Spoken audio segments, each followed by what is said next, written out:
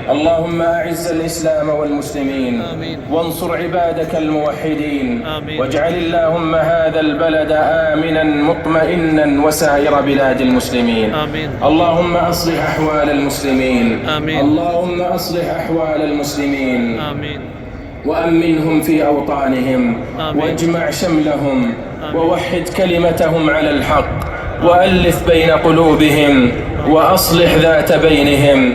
اللهم وجنبهم الخلاف والفتن ما ظهر منها وما بطن برحمتك يا أرحم الراحمين. اللهم آمنا في أوطاننا، وأصلح أئمتنا وولاة أمورنا.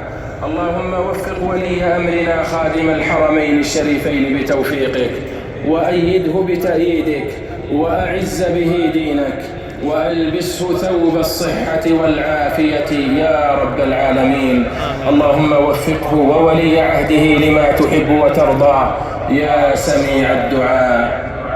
اللهم تقبل منا إنك أنت السميع العليم، وتب علينا إنك أنت التواب الرحيم.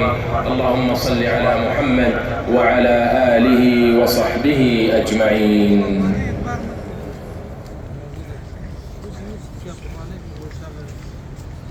الله أكبر الله